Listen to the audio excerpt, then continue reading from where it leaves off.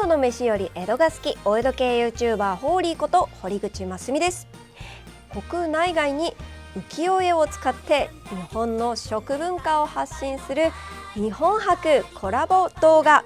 今回のテーマは江戸の豆腐。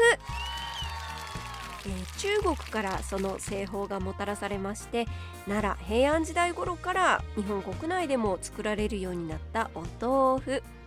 その後はね、日本で独自の進化を遂げまして、鎌倉時代頃からはお肉やお魚を食べない僧侶たちによって精進料理の食材として食されるようになりますが、庶民の食卓に並ぶようになったのは江戸時代です。といってもね、江戸時代って265年と長いですから、いきなり普及したわけじゃないんですよね。何しろお豆腐って大豆を煮て、でこうギュッと絞ってですね、それをおからと豆乳に分けて、で豆乳の方ににがり、凝固剤ですねを入れて固めるっていう、作るのにとっても手間のかかる食品ですし、美味しく作るためにはきれいな水が不可欠です。戦国の世が終わって間もない江戸時代初期には、庶民にはとても豆腐を作る余裕はなくて、僧侶以外は将軍とか大名、奥下さんなどのハイクラスな人の食卓にしか上らない贅沢なごちそうというイメージでした。これが世の中が落ち着きまして、平和が長く続くようになると、人々の生活にも心にも余裕ができます。また全国的な流通網も整備されて、お豆腐の原料の大豆が都市部に安定供給されるようになるんですね。こうなると、じっくり作った美味しいお豆腐をおいらたちも食べたいというニーズが高まりまして、量産化が始まって、江戸時代の中頃からは江戸庶民の食卓にも上るポピュラーな食材になったんです。街中にはお豆腐屋さんもできまして、こちらがその店先です。ご家族総出でお豆腐を作ってらっしゃいますね。こちらでは坊やちゃんを背負ったおかみさんが煮た大豆を石臼でひいてますね。そして、出てきたものを旦那さんがこして豆乳を絞っております。ざっくり言うとね、この濃い豆乳ににがりを加えて型に入れて固めれば絹ごし豆腐が完成します。絹ごし豆腐は水分が多くて口当たりが絹のように滑らかなことから絹ごし豆腐と呼ばれていますね。ただ江戸ではこちらにある穴の開いた型の中に木綿などの布を敷きましてね、でその中で一度固まったものを崩して、で重しをかけながらさらに水分を抜いて作る木綿豆腐がポピュラーでした。こちらは製作過程で木綿を敷いておりますし、水分をかなり抜くので口当たりもゴワゴワしてるんですね。なのでこの口当たりから木綿豆腐というふうに言いますね。出来上がったお豆腐はお店の前でこんな風に水に浮かせて売っていて、必要な分だけ切り分けてくれます。値段はね、このくらいの大きさ、今のお豆腐ワンパックの倍くらいはありそうですけれどもね、これで14文程度ですね。今だと280円くらい。大きさを考えれば手頃ですよね。それから奥の方ではおばあちゃんがさらに水気を切った木綿豆腐をね、油で揚げた油揚げ作ってますね。お豆腐屋さんの油揚げって美味しいんですよね。こういう油揚げとか焼き豆腐なんかはね、5文およそ100円程度で売っていました。これまたお手頃ということで、お豆腐は節約おかずとして大人気だったんです。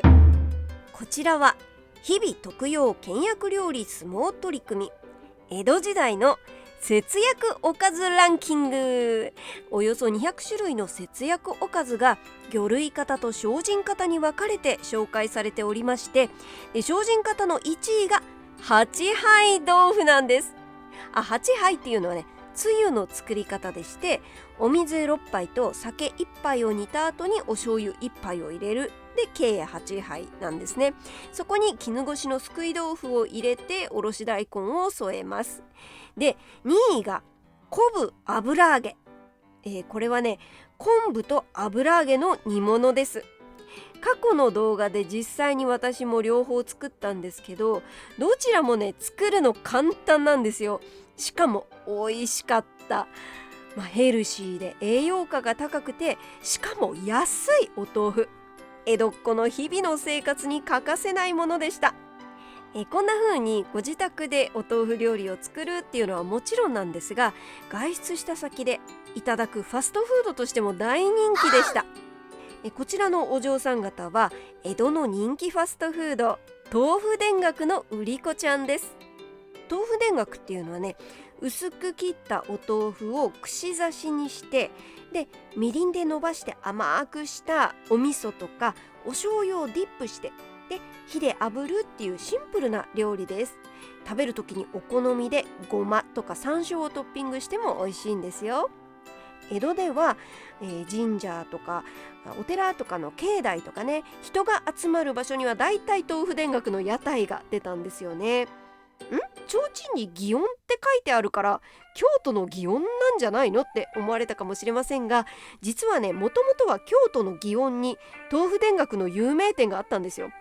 祇園のお店では金一部およそ2万円のチップを渡すと、中井さんが曲芸のようにお豆腐を切ってくれるサービスがあるっていうことで有名でした。それにあやかろうと江戸では祇園の名前を冠した女の子がね、その場でお豆腐を切って豆腐田楽を作ってくれるクッキングパフォーマンスが売りの屋台店が流行ったということなんですね。ファストフードとしてだけではなくて、お座敷でいただくことももちろんありましたよ。豆腐田楽ももちろんなんですけど、淡雪豆腐っていうねメニューが人気でした。これはね凝固剤になるにがりを入れずにお豆腐を作って、で出汁の効いたくずあんを上からかけるっていうね、舌にのせると淡雪のようにとろけるっていう、もう独特の食感が受けまして、看板に出ているように1杯が36文、およそ720円くらいでした。これねそば1杯が16文だったことを考えると2倍以上の値段ですから、なかなかのごちそうですよね。こんな風にピンからキリまであるお豆腐料理が生活にかなり密着していたからなのか、こんなゆるキャラも誕生しました。妖怪豆腐小僧。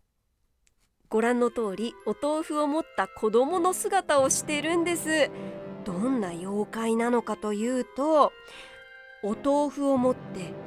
人間の後をついてくる以上というね雨の日の夜に現れることが多いので人間を驚かせてしまうっていうこともあるんですが、本人は至って気弱で、だけどとっても寂しがり屋なので、人間に気づかれないようにペタペタと後ろをついて回るっていうね、ただただ可愛いやつなんですよ。ちょうどお豆腐が普及する江戸時代の中頃からさまざまな本に登場するようになるので、お豆腐屋さんが販売促進のために作ったキャラクターなんじゃないかなんていう説もありますね。